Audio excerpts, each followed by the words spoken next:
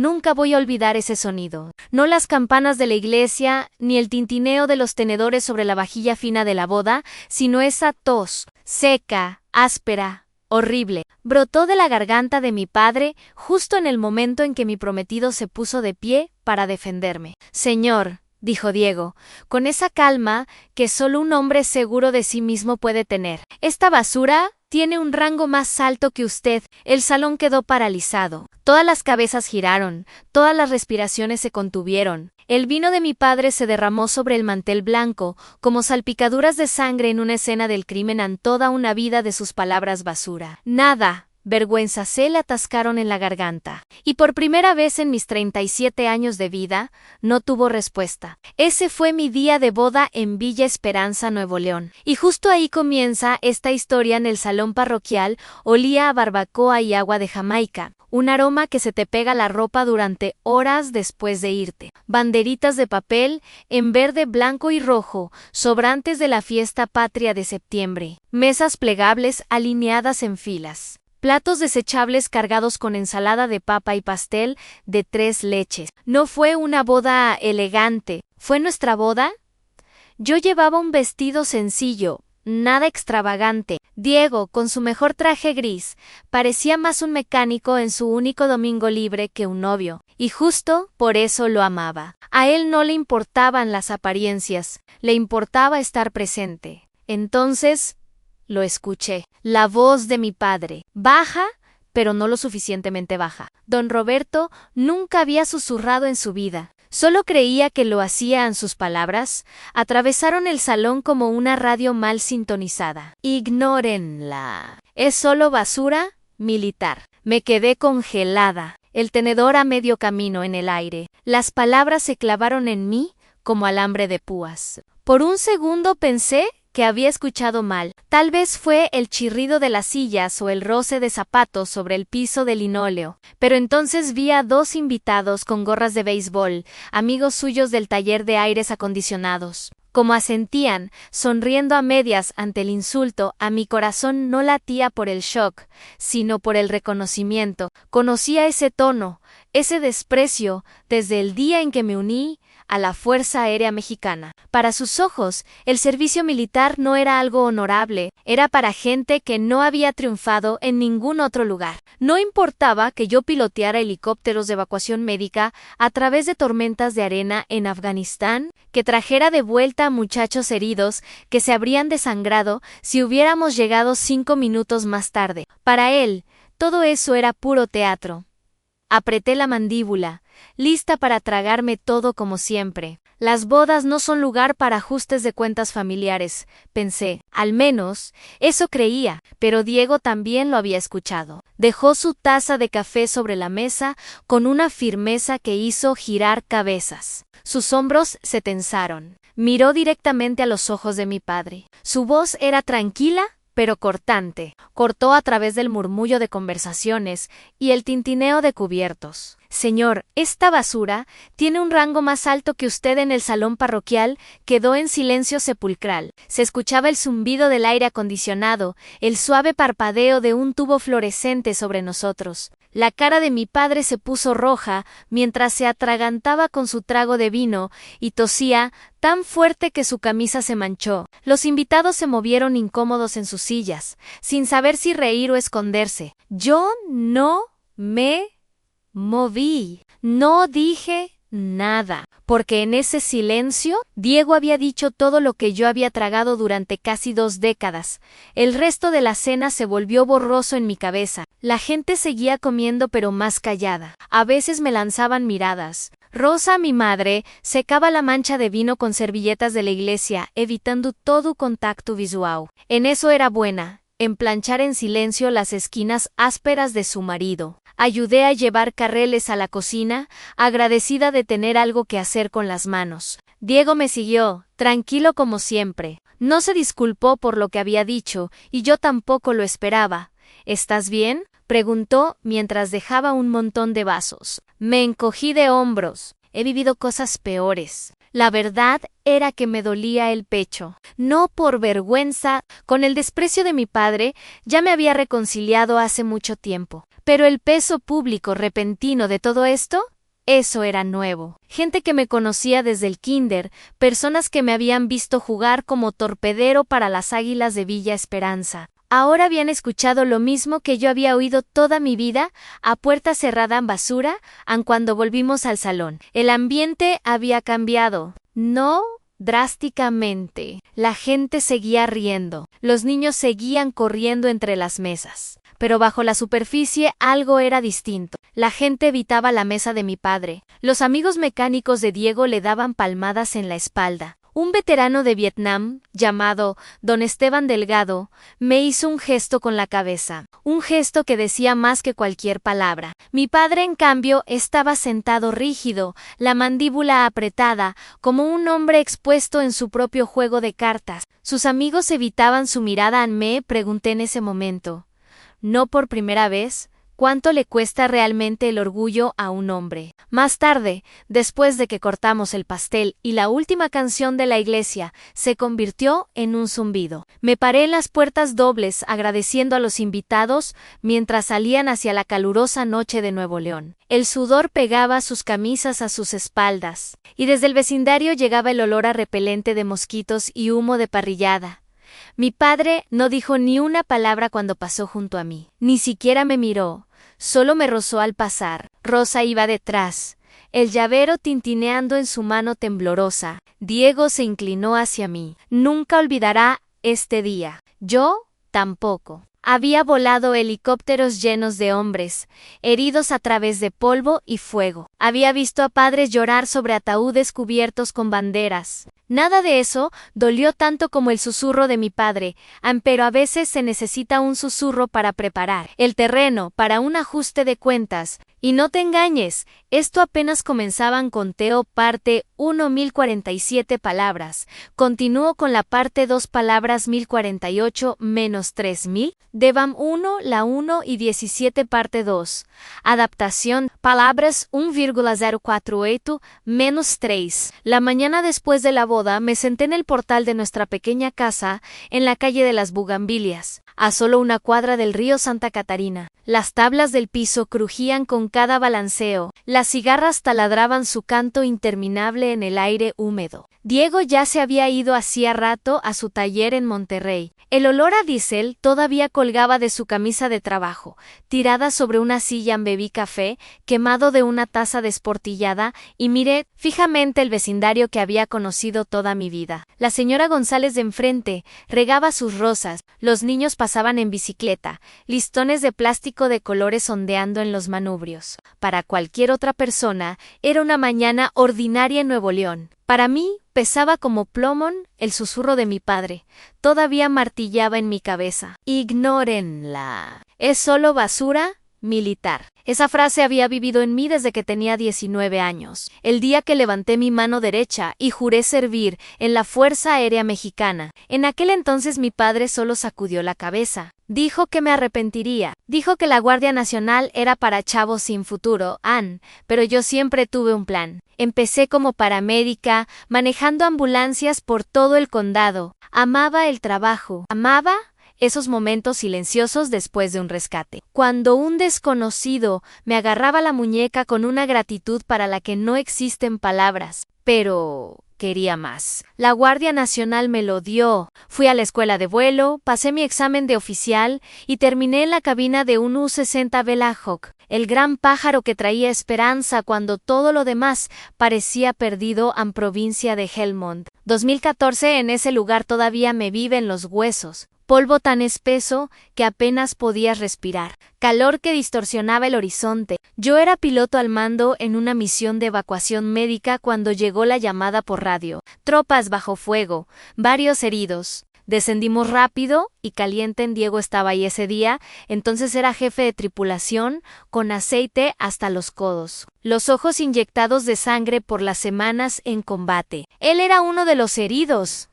Ese día, la metralla lo había alcanzado en el costado. Recuerdo su mirada, pálido pero terco, tratando de levantarse aunque sus piernas no le obedecían. «Quédese quieto, sargento», ordené. Lo tengo. Despegamos bajo fuego. Volé bajo, rozando casas de adobe y lechos de ríos secos. Cada nervio electrificado. Cuando aterrizamos, dejé mi mano sobre su hombro todo el tiempo, hasta que los paramédicos se hicieron cargo. Me dijo más tarde, en una cena de veteranos, que nunca olvidó ese toque. Dijo que fue la razón por la que años después me pidió matrimonio. Es curioso cómo la vida a veces cierra círculos así. A mi padre nunca vio ese servicio. Para él, los uniformes y las medallas eran solo juguetes. Creía que el trabajo real significaba sudar bajo un aire acondicionado en agosto o llevar las cuentas del hogar en la mesa de la cocina. Para él, el servicio no contaba porque no pagaba las cuentas. Pienso seguido en el peso que mamá llevaba en silencio. Rosa Morales nunca usó uniforme, pero cosió más placas de identificación e insignias de rango que nadie. Después de mis despliegues, tomaba mis viejos uniformes de combate. Los cortaba en cuadrados y los cosía en cobijas para la iglesia. Sonreía y lo llamaba reciclaje, pero yo sabía lo que realmente hacía. Convertía recuerdos en algo que daba calor. Tu papá no dice ni la mitad de lo que en realidad piensa, me dijo una vez mientras doblaba toallas en el cuarto de lavado. Dice cada palabra. Respondí. No me contradijo, solo puso la toalla en la pila y me dio unas palmaditas en el brazo.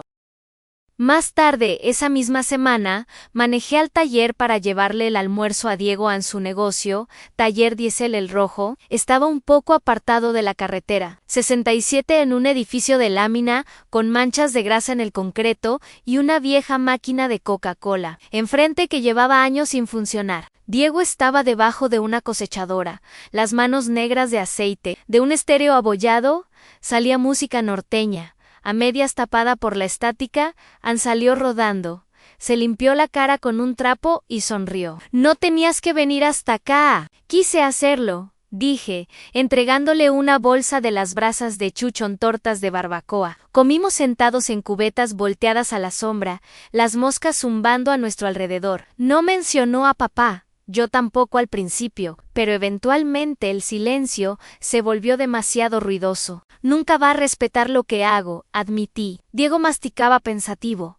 El respeto no es una medalla que te prendes. Se gana cada día, tú lo sabes mejor que nadie.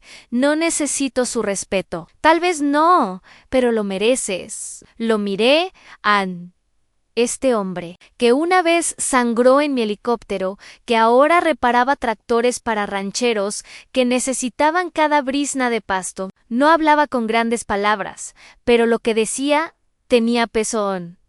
Después encontré a mamá en el jardín, sus manos en la tierra, arrancando hierba mala entre las plantas de tomate. Ha estado toda la tarde en el garage, murmuró sin levantar la vista. No me sorprende, lo humillaste, Camila. Solté una risa amarga. Yo no dije ni una palabra. Exactamente por eso te avergonzó, respondió en voz baja. Diego habló y tú lo dejaste en sus palabras me golpearon. Pero eran verdad. Mi silencio había sido consentimiento, un asentimiento mudo a la verdad que nunca me atreví a decir en voz alta. Me limpié la cara con la manga, sudor mezclado con algo más salado. El servicio se ve de muchas formas. A veces significa pilotar un helicóptero a través de polvo y fuego. A veces significa morderte la lengua para no destrozar a tu propia familia públicamente. Y a veces significa dejar que alguien que te ama diga las palabras que has cargado por demasiado tiempo. En esa noche me acosté en la cama, mirando el ventilador de techo que giraba lentamente en la oscuridad. La mano de Diego descansaba en mi estómago, cálida, tranquila. ¿Crees que alguna vez cambiará? Susurré. Diego ni siquiera abrió los ojos. No importa si lo hace. La verdad ya está fuera. Cerré los ojos, escuchando el zumbido del ventilador, el crujir de la vieja casa, el ritmo tranquilo de la respiración de Diego. La verdad estaba afuera, y esto apenas comenzaban. Sí. ¿Realmente quieres saber cuándo Diego y yo empezamos a entendernos? No fue en una cena elegante, ni en ninguna recepción de lujo. Fue bajo la luz de neón del centro de veteranos local, con los brazos metidos hasta el codo en aceite de freír. Era finales de primavera, Unos meses antes de la boda, la Asociación de Veteranos organizaba su cena anual de pescado, frito para recaudar fondos en todo el edificio. Olía a masa de maíz y aceite caliente. Hombres con gorras de sus unidades caminaban, arrastrando los pies con platos de unicel, y las damas de la organización auxiliar sacaban ensalada de col de cubetas de galones. Se escuchaba el tintineo de botellas de cerveza en mesas plegables, música norteña suave de la rácala y el traqueteo constante de la vieja máquina de hielo que nunca funcionaba bien. Justo ahí, don Esteban Delgado reinaban, todos lo llamaban don Esteban, porque era grande y se movía despacio como un alce. 78 años, veterano de Vietnam, piernas rígidas por la metralla, pero ojos afilados como siempre. Era un hombre que no desperdiciaba palabras. Cuando asentía, lo sentías. Diego estaba ayudándolo a desempacar hieleras con bagre cuando entré con mi gorra de la Guardia Nacional. Un par de veteranos me miraron con respeto, pero en silencio. Don Esteban solo dijo: «La piloto». «Sí, señor», respondí. Asintió, se volteó hacia la freidora y no hizo ni una sola pregunta más. Así era don Esteban. El respeto con él no era ruidoso. Simplemente estaba ahí en Diego, los brazos llenos de grasa. Me sonrió. «Todavía me debes una historia». «¿Qué historia?». «Preguntá la de Elmant. Nunca la terminaste de contar». Me encogí de hombros. No hay mucho que contar. Polvo, calor y un helicóptero que apenas quería volar. «Pero volaste de todos modos», dijo, sin más. Y en ese momento supe que Diego recordaba cada segundo de ese día. No necesitaba una versión adornada.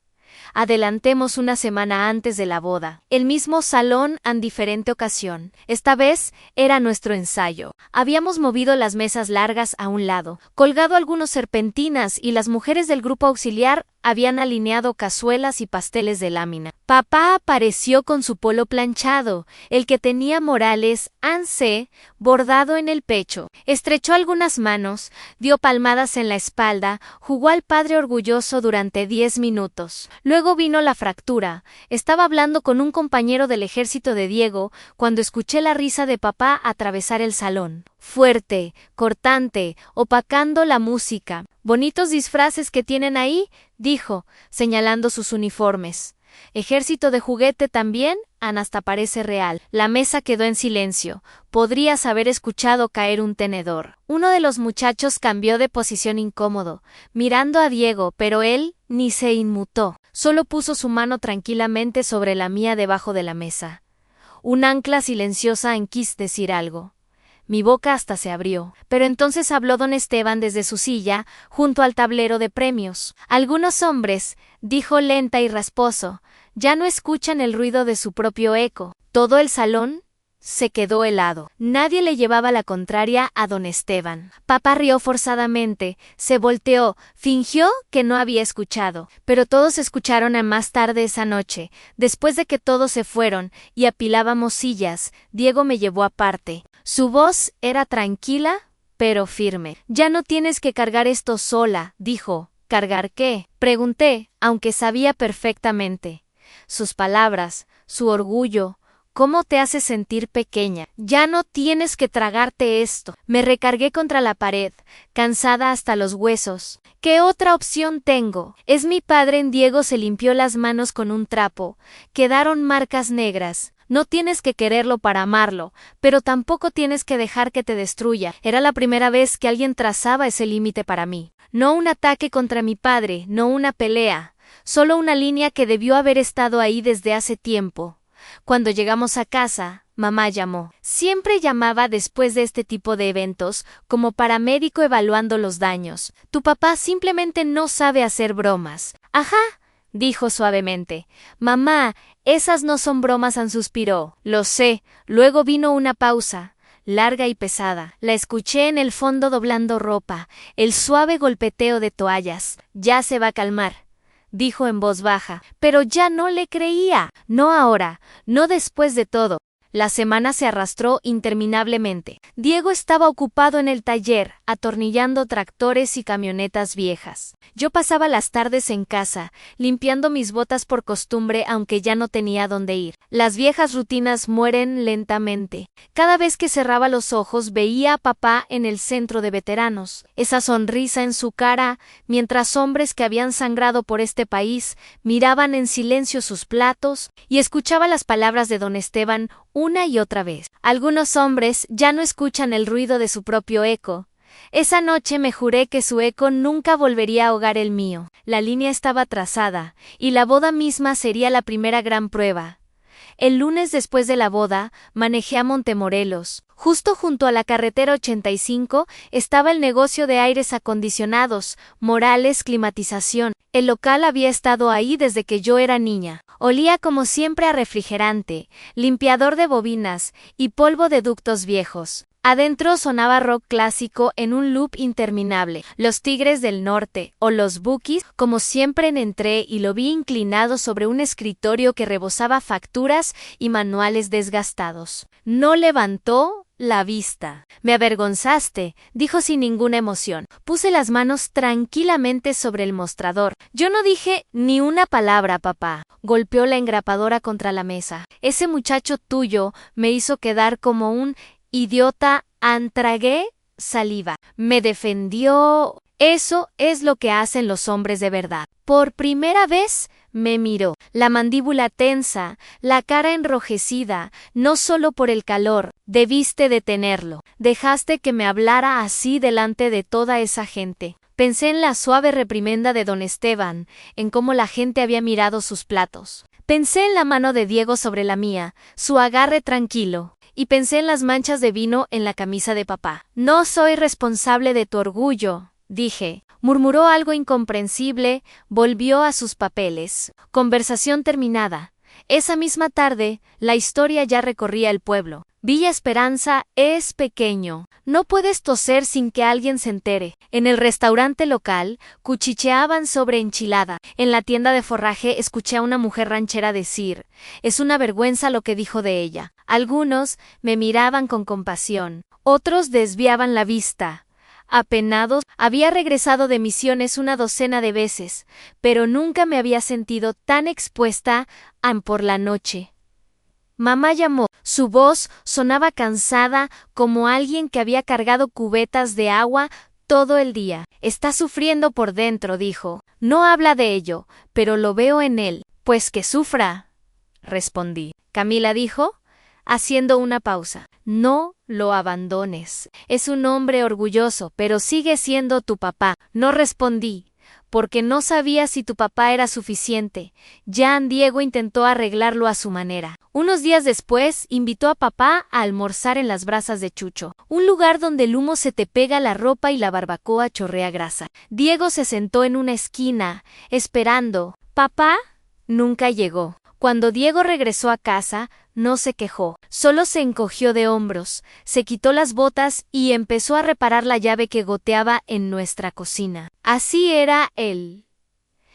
Cuando algo se rompía, lo reparaba. Incluso si él no lo había roto, entonces llamó don Esteban. El mismo Camila dijo, áspero por la edad y el humo. El comité te quiere como gran mariscal para el desfile del 16 de septiembre. Me reí brevemente, con amargura. Ni hablar, don Esteban. No busco atención. No se trata de atención, dijo. Se trata... ¿De verdad? La gente necesita ver quién eres. Sacudí la cabeza. No, yo piloteo helicópteros, regreso a casa, me mantengo al margen. Eso es suficiente. Pero la noticia se esparció rápido. Antes de que terminara la semana, medio pueblo sabía que me habían pedido, y mi padre no planeaba dejarlo pasar así nomás.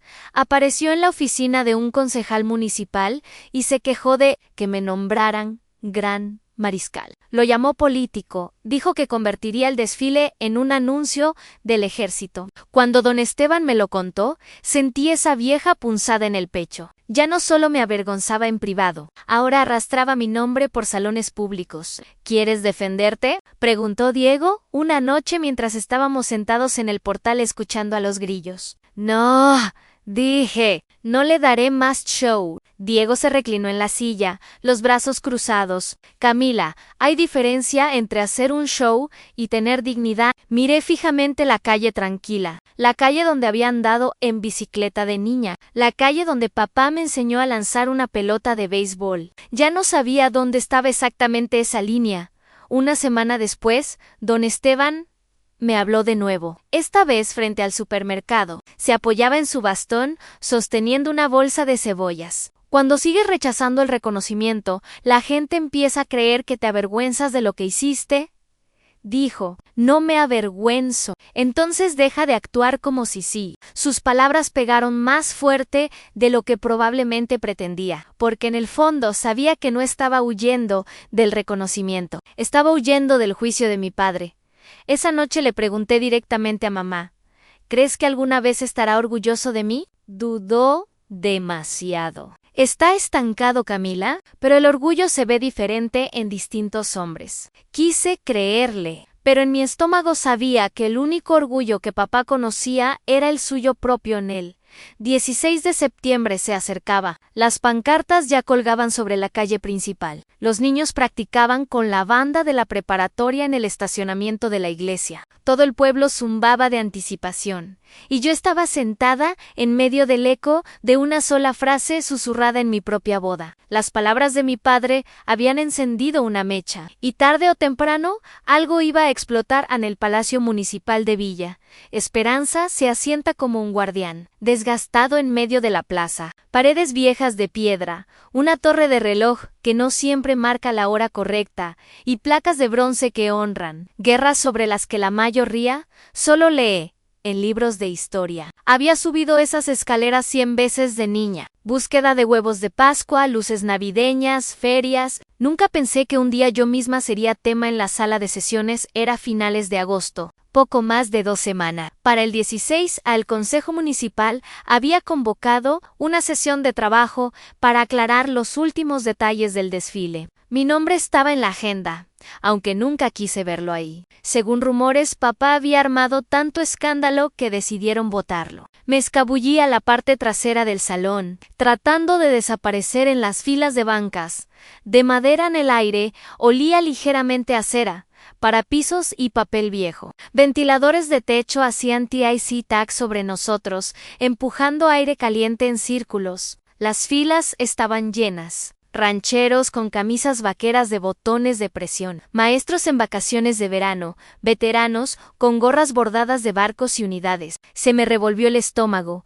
Papá ya estaba sentado adelante con su polo planchado, las piernas cruzadas, los brazos cerrados. Se veía como un hombre listo para pelear. Mamá estaba sentada junto a él, las manos cruzadas en el regazo, la cara una máscara cuidadosamente puesta. La jueza Mary Collins, cabello plateado, mirada firme, golpeó con el mazo. Estamos aquí para finalizar la decisión sobre la mariscal del desfile. Pido objetividad. Este es un evento comunitario. Una concejala me presentó por nombre, enumerando mi trayectoria sin adornos. 2 misiones. Piloto de evacuación médica, miembro activo de la Fuerza Aérea Mexicana. Sin dramatismo, solo hechos. Me ardían las orejas. Entonces papá se puso de pie. Con todo respeto, dijo, este desfile es para el pueblo, no para el ejército. Si mi hija es gran mariscal, todo esto se convierte en comercial de reclutamiento. La gente no necesita que le restreguen política en la cara el 16 de septiembre. Un murmullo recorrió el salón.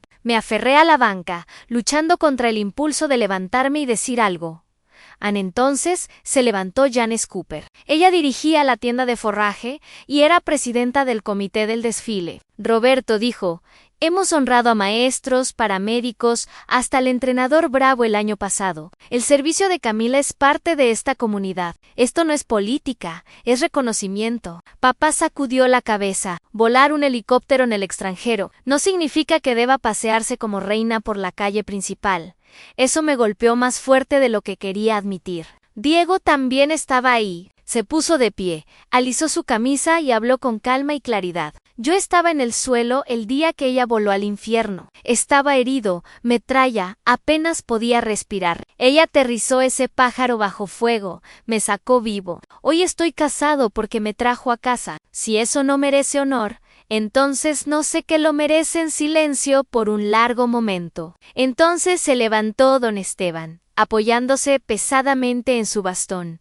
En su mano, una hoja de papel doblada. Su voz temblaba, pero era firme. Tengo aquí una carta de Jim y Carol Durant. Perdieron a su hijo en Afganistán. Me pidieron que la leyera porque no pueden estar hoy aquí. Comenzó a leer. La capitana Morales voló de regreso al amigo de nuestro hijo después de un ataque. Dijo que la voz de Camila por los audífonos fue lo único que lo mantuvo calmado. No podemos traer de vuelta a nuestro hijo, pero queremos agradecer a la piloto que le ahorró a otra familia nuestro dolor. Las palabras rebotaron en las paredes de piedra. Bajé la mirada a mis botas, parpadeando rápido en papá, murmuran, es solo un pájaro que pilotea. Entonces se levantó la señora Evelyn Parker. Ella había manejado el autobús escolar del pueblo por más de 30 años. Le enseñó a mi nieta a respirar lento y contar hasta 10 después del tornado. Cuando llevaba puesto ese uniforme, no se puso casco. Solo se sentó con ella hasta que pasó el pánico. Eso no es política, eso es servicio.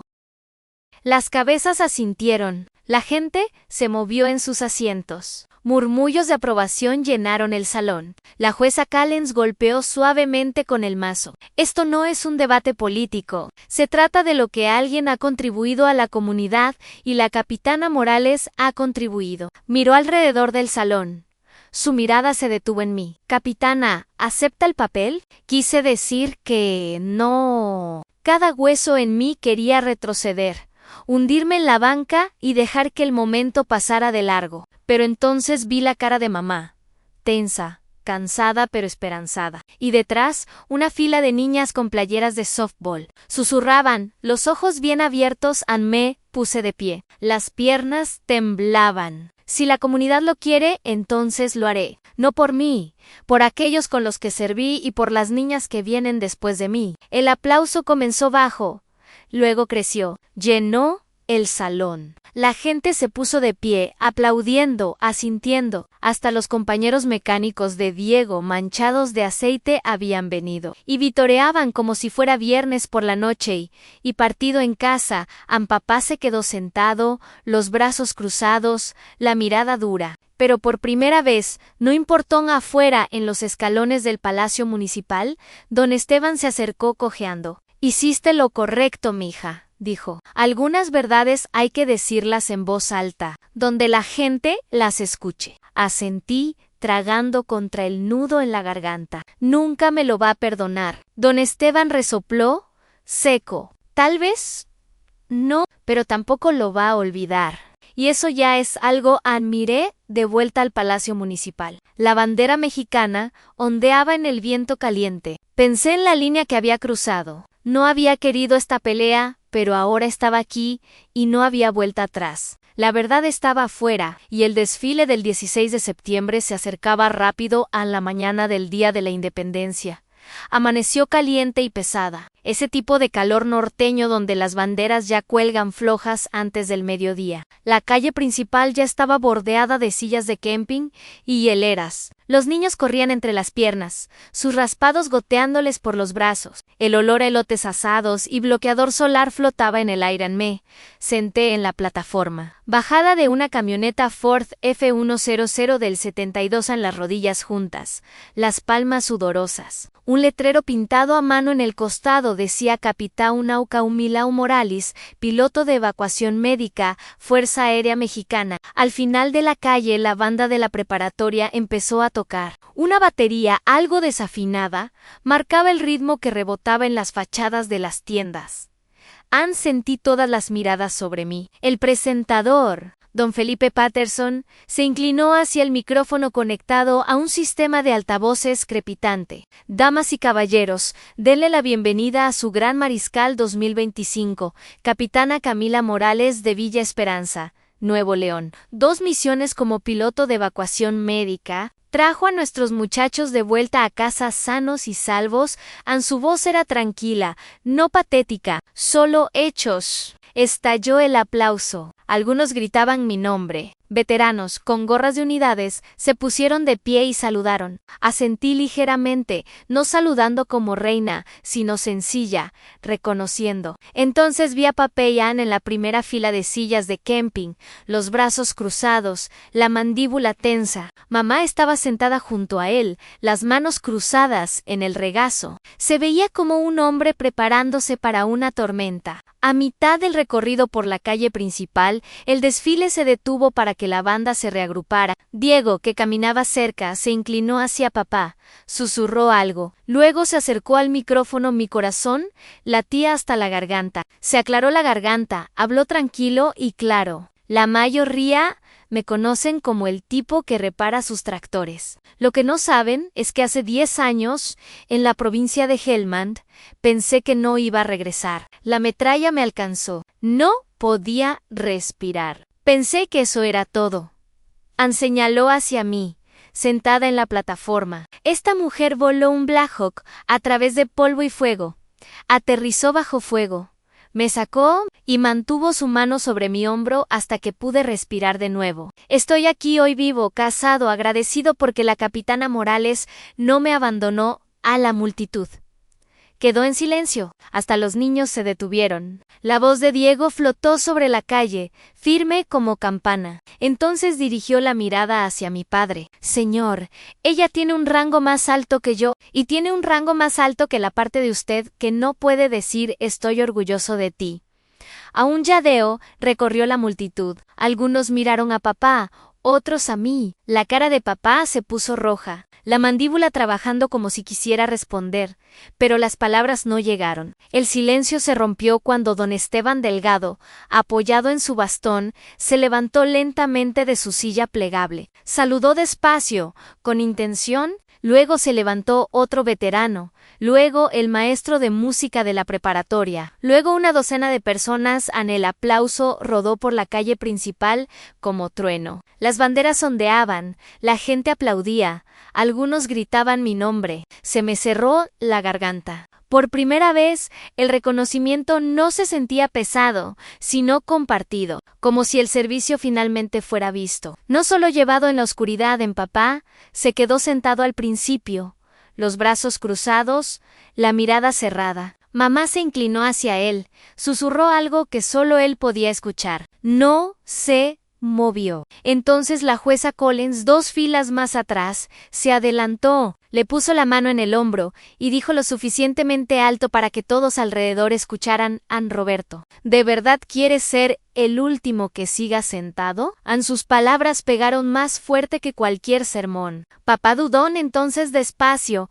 rígido, se puso de pie. Su aplauso fue torpe, reacio, pero aplaudió, y por primera vez en mi vida vi cómo se pasaba el dorso de la mano por la cara, escondiendo algo que no podía decir. No saludé. No me incliné, solo levanté 2 dedos de la rodilla, un pequeño saludo a la multitud, a los veteranos, a él. No un desfile triunfal, no un gran momento, solo reconocimiento silencioso. La batería volvió a empezar. El desfile siguió avanzando, pero el momento permaneció como una campana, cuyo sonido resuena mucho después. Ese día en la calle principal, algo cambió. El pueblo ya no me veía como basura militar, sino como una de los suyos, como alguien que había cargado su peso. Y mi padre ya no podía ignorar la verdad. El desfile terminó como terminan los desfiles en pueblos pequeños. Niños persiguiendo papeles de dulce sobre el asfalto. Padres doblando sus sillas de camping. Viejos discutiendo sobre cuya barbacoa estuvo mejor en la parrillada del año pasado. El sol quemaba la calle principal hasta que el asfalto brillaba. Pero el momento en que mi padre se puso de pie y aplaudió, con brillo húmedo en los ojos, permaneció en mi memoria mucho después de que las tamboras callaron. Por la tarde, nos reunimos en la comida compartida en el centro de veteranos. Ollas de cocción lenta se alineaban en la mesa larga llenas de frijoles charros y nopales. Alguien había traído un pastel de lámina con gracias Capitana Morales glaseado, en letras verde, blanco y rojo. Afuera los niños jugaban tejo. Su risa se mezclaba con el chirrido de las cigarras. Servía agua de Jamaica en vasos de plástico. Cuando lo vi, mi padre estaba junto a la cafetera, cambiando de pie inquieto. Se veía más pequeño de lo usual, como si el calor lo hubiera encogido. ¿Tienes un minuto?, preguntó. Dejé el cucharón a un lado y lo seguí a una esquina tranquila. Junto a la pared, con las viejas fotos de unidades ANSE, aclaró la garganta. Yo no quise, no dije la mitad de eso como sonó. Levanté una ceja. Dijiste cada palabra. Frotó la nuca, evitando mi mirada. He sido ruidoso toda mi vida. Pensé que si ladraba suficiente, la gente escucharía. No me di cuenta de quién estaba cargando realmente el peso. No fue una disculpa. No del todo, pero más cerca de lo que jamás había escuchado de él. El respeto no es confeti que tiras en días festivos, dije en voz baja. Se muestra en lo cotidiano, en estar presente, no solo cuando alguien está mirando, asintió. Los ojos en el piso rayado, no sé cómo arreglar lo que rompí. Empiezas con mamá. Dije, ella ha cargado más de tu peso del que te imaginas. Y luego apareces el próximo mes en la donación de sangre. Sin excusa, su boca se torció como para objetar, pero luego asintió de nuevo. Está bien. En más tarde, mientras la comida compartida lentamente terminaba, Diego me sacó al pequeño espacio de baldosas despejado para bailar. Alguien había apoyado un celular en la rocola. Bésame mucho sonaba suave. Nos mecimos despacio mientras el olor a pollo frito y café llenaba el aire. Don Esteban estaba sentado en una mesa con un plato de papel lleno de huevos rellenos. Sonreía como un hombre que había visto suficientes fuegos artificiales en su vida al otro lado del salón. Papá doblaba sillas sin que nadie se lo pidiera. Llevaba bolsas de basura al contenedor, hasta le quitó una a un ayudante joven y la anudó él mismo. No fue dramático, no fue público. Fue